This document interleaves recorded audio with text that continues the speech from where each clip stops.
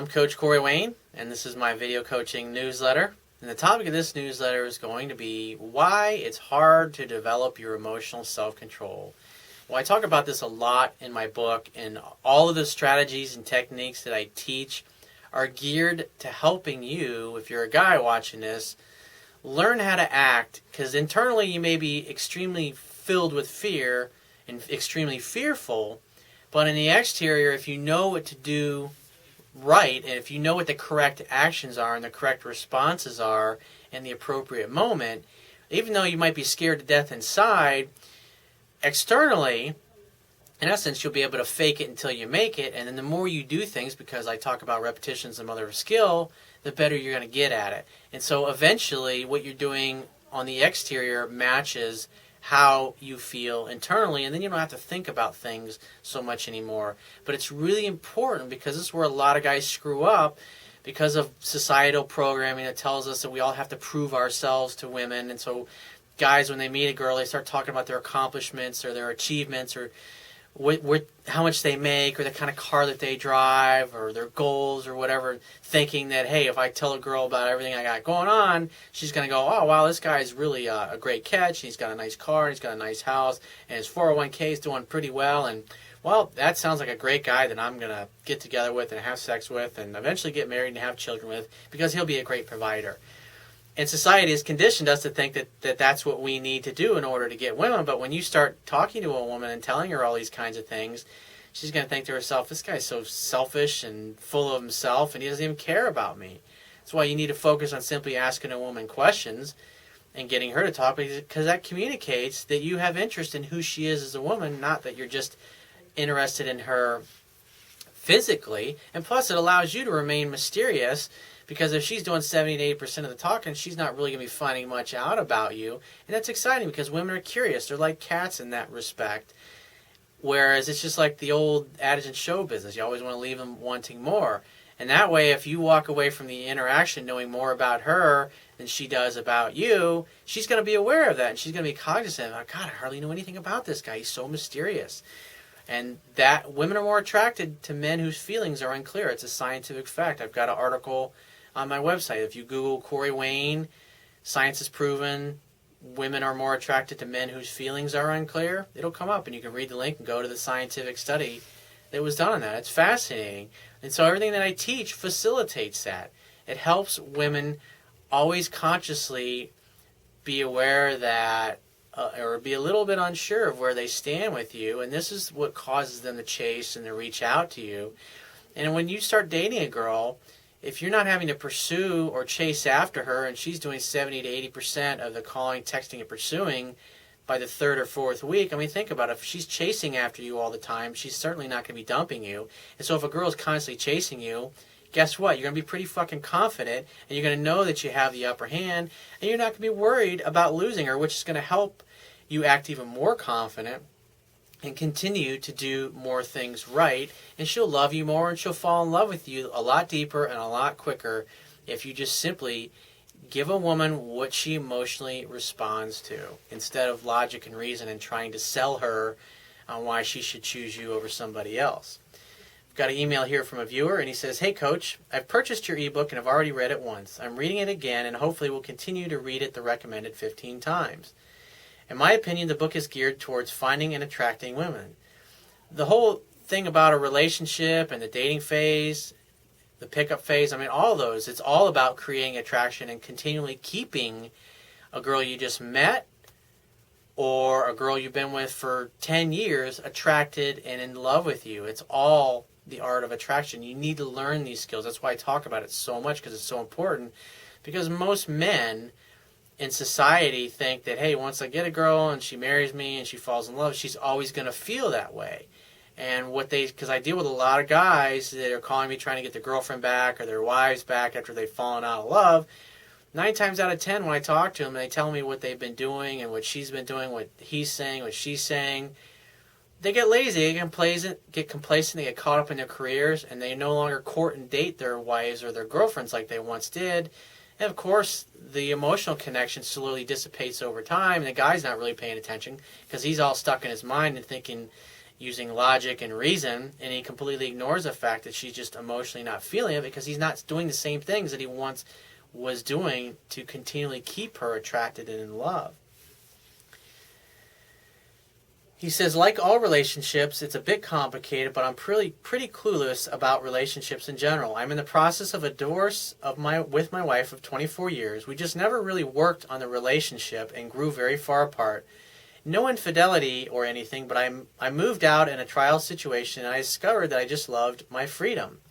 We waited until the kids were in college, which lessens the impact on them. And I would say you're bullshitting yourself a little bit because you basically raised your children in a family where there was no love at all. And so what kind of relationships do you think they're going to get into now? The same kind of lame relationship that you had with your wife. And a lot of couples do that. They think, oh, we're going to stay in it for the kids and stay together as a family. And what they continue to do is provide a lousy example of a dysfunctional, unhappy, unloving relationship to their children. And so they don't know any better. And so when they go out in the real world and they start dating, they get into relationships. They get into relationships with people that are just as mediocre as the relationship that you had with your wife. However, the best thing that you can do from this point going forward is to be in a relationship with a girl that knocks your fucking socks off and who feels the same way about you. So when they're around, when your kids are around you, they can see that, wow, Dad really is happy. He really does love this girl. And that's a good example for them to follow, especially if you continue to learn about this stuff that I teach and apply it. And that way you can help both of them and counsel both of them so you can help them correct the baggage that you and your wife have put on them by just the very environment that you provided and that they grew up in. You got to take some responsibility as a parent and just say, hey, you know what, it wasn't my best performance, but you know what, I can do something about it now. And so by learning this stuff and applying it, you can help them so they don't, 24, 25 years from now, they're not getting out of a lame-ass marriage that lasted for a lot longer than it should have. It's something to think about, dude. He says, we've been seeing each other for 3 months and have both agreed to having a monogamous relationship. I like her a lot and the sex is the best ever. Awesome. That's the way it should be. She's a very strong type of woman, very much into her masculine side, and I'm doing my darnest to bring out the beautiful feminine side in her. Anyhow, I'm really having a hard time keeping her out of my mind constantly. It's like you can't find it. That's a great feeling to have. But obviously it's hard to maintain emotional self-control when you're feeling these kind of feelings because you probably never have felt them before. It's obvious, at least from what you share here, that you never felt them or anything similar for your wife, or maybe you did initially when you first started dating her. But it's hard because you really haven't practiced being in a relationship with a woman that you feel this way about. And so any insecurities, fears, doubts that you have about yourself, they're going to come to the forefront and you're going to be challenged to grow as a man and become stronger because you're having to deal with feelings that you just haven't felt in a relationship because you really fear losing this person because they're really important to you. And that's why it's so important to get to know the material in my book backwards and forwards and reading it 10 to 15 times. And when you know the knowledge that well backwards and forwards, and you can constantly see how your behavior and the things that you say affect how your girlfriend feels about you, and the longer this goes on, the longer you stay together, the more you see that doing the right things creates the right desired results in your girlfriend. And so over time, repetition's the mother of skill. The more that you see that this stuff works, the better you're going to get at it, and the more comfortable and the more confident you're going to feel. But where you run into problems is when you don't know the information that well, and you start making unnecessary mistakes that cause her interest to go in the opposite direction instead of going up. He says, I'm trying to be strong and indifferent, but I'm not sure how to keep this going without me holding on too tightly. Like 38 Special song goes, just hold on loosely and don't let go. If you cling too tightly, you're going to lose control. That's a good song and a good line. And, you know, obviously those guys were singing about the exact kind of situation that you're in. And obviously they'd learned that because they had fucked a few of relationships up in their past before they wrote those lyrics. He says, I know that I am my own worst enemy. Please help.